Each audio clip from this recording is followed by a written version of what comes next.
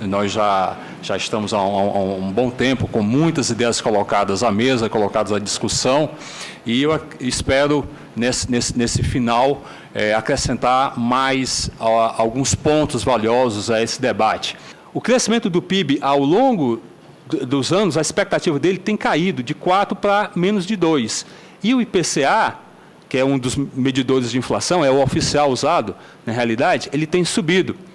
Isso mostra um desalinho na economia. De novo, problemas e oportunidades.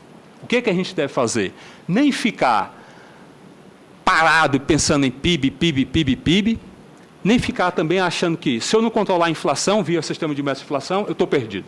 O que se deve é ter políticas sólidas que contemplem saúde, educação, combate à violência, por exemplo, segurança pública, e tratar isso daqui, sabe com o quê? Com parcimônia.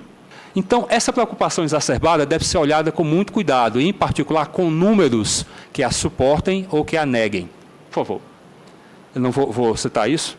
É só para dizer que o PIB, a expectativa era de 1,9, de 1,8, agora de 1,75. Tem caído recentemente, esse é o dado de ontem, divulgado ontem, tá? Então, a expectativa com relação ao PIB tem caído realmente, e a inflação aumentado. Você está no pior dos mundos. Não há crianças nessa discussão entre executivo e legislativo. Portanto, a discussão à mesa tem que ser dada de forma madura. Há um problema. Eu estou com problemas de greve dos servidores federais, eu estou com problema de greve nas universidades, há uma expectativa de queda na receita, mesmo o superávit primário, que pode ser tratado como dogma, a geração de superávit é um esforço fiscal. Se tratado como dogma, complica fortemente a gestão econômica, complica a vida do cidadão ao final. Às vezes, se erra e se tenta controlar por um erro. 2 erros não levam a um acerto. As nossas mães já nos ensinavam isso. Você errar por um lado e errar pelo outro, não quer dizer que você vai acertar agora. Ter esforço fiscal para controlar problemas antigos que o Brasil teve é um ponto, mas não alocar eficientemente recursos é um erro tremendo. O gráfico que o deputado Paulo Rubem colocou do orçamento, de destinar aos juros da dívida pública, são fortíssimos. O Brasil é o que paga mais juros da dívida. Segundo, desculpa, não é o maior, a Hungria ganha da gente, mas é um ranking péssimo. É uma Olimpíada que a gente ganha e não deveria ganhar. O índice do Banco Central, que tecnicamente a gente fala que é um indicador antecedente, ele antecede o que vai acontecer com a economia. Ele mostrou um certo alívio, mas esse alívio veio do lado do consumo e não do lado do investimento. Quem investe pouco, quem poupa pouco, não cresce mais à frente. Os dados de investimento no país e de poupança são complicados. E uma preocupação com o PIB leva a uma frase dessa. Aqui, uma autoridade comentou que uma previsão do PIB feita recentemente seria algo como uma anedota. O ponto é, não pode haver uma preocupação tremenda ou desmesurada com relação ao crescimento do PIB. Tem que haver, porque senão gera desemprego. Mas também tem que ver quais são as políticas realmente adotadas, quais são as prioridades alocadas para cada uma delas. E o Brasil é um país com as coisas equilibradas? Não. Efetivamente, esse país que estamos vivendo atualmente é um país de diversos desalinhos, de diversos desequilíbrios. O nosso imóvel é caro, não só em Brasília. Em Recife é muito caro, em Fortaleza é muito caro, em Porto Alegre o imóvel é muito caro. O tablet que se usa, os nossos telefones celulares são os mais caros do mundo. Isso já fazendo a correção que a gente chama dólar PPP. A inflação de serviços, em particular, pesa muito, 9%. Porque mesmo a inflação mais baixa, de 7% ao ano, sabe o que ela significa? Significa que em 10 anos dobra o preço. Você vai cortar seu cabelo, custa, digamos, R$40. Se a inflação for de 7%, em 10 anos é o dobro. Se você vai ao dentista, e todos nós temos dores de dentes, inclusive os mais pobres, até parece que alguns governos esquecem isso, se a inflação é de 7%, a inflação de serviços, incluindo os serviços odontológicos, dobra de preço. E o Brasil não está tão bem nesse quadro, não. Aqui o Brasil, a expectativa o valor em 2011, agora a expectativa para 2012 e o valor em 2013, está na ordem de 5,5, quase liberando esse 7. Nos outros países, somente a África do Sul está no quadro similar, a gente mesmo assim um pouco melhor. esses países que estão aí ruindo, que estão com problemas sérios, como o próprio Estados Unidos, têm uma inflação bem mais baixa. Os dados, então, têm mostrado no mercado de trabalho uma certa reação, e o varejo também, mas não é uma reação permanente, parece mais uma reação da economia cíclica. E o momento adequado para a discussão desses temas é agora. Veja, nós temos os jornais com diversas notícias de complicações na área da economia. Isso vai arrefecer no ano que vem, tá? No ano que vem, em particular no primeiro semestre, talvez no segundo semestre do ano que vem, as notícias vão ser mais favoráveis, porque a economia tem flutuações de altos e baixos. Então é importante o PDT avançar agora, não é somente em 2013. A reação no mercado de trabalho é quem vai ditar realmente para onde vai o governo Dilma. Na realidade, nos governos Lula 1 e 2, nós tivemos o mercado de trabalho com uma configuração que é extremamente difícil de se ter. O que é que nós tínhamos no mercado de trabalho? Pessoas sendo mais e mais empregadas, então o desemprego caindo, salário subindo e subindo, então salário subindo, mesmo em termos descontado da inflação, chama salário real. Então nós temos alto emprego com altos salários. É o melhor dos mundos, só que não se sustenta se você não fizer medidas corretas. Medidas de aumento de produtividade, medidas de valorização da educação, medidas que mudem a estrutura. Você não consegue segurar isso por tão longo tempo. Esse aqui é o dado acumulado em um ano de criação de empregos. Em dezembro de 2010, no final do ano de 2010, criou-se 2 milhões de empregos. Isso vem caído consistentemente. No mês de junho, quando a gente fechou o mês de junho do ano passado para junho desse ano, criamos quase a metade de 2 milhões, 1,2 milhão. Então, o mercado está perdendo essa capacidade de criação de emprego. O modelo adotado em 2003 está se exaurindo, foi algo que o Cristóvão apontou. Precisamos buscar outra solução. E a mobilidade do consumo? Será que a gente tem surgido diversas configurações boas do ponto de vista do consumo? Sem dúvidas. Veja aqui, em 2003, 66% da população brasileira estava na classe C. Essa classe C, ela hoje, 66 milhões, desculpa, agora está com mais de 100 milhões de pessoas. Então, ela ficou bombada, realmente ficou muito forte.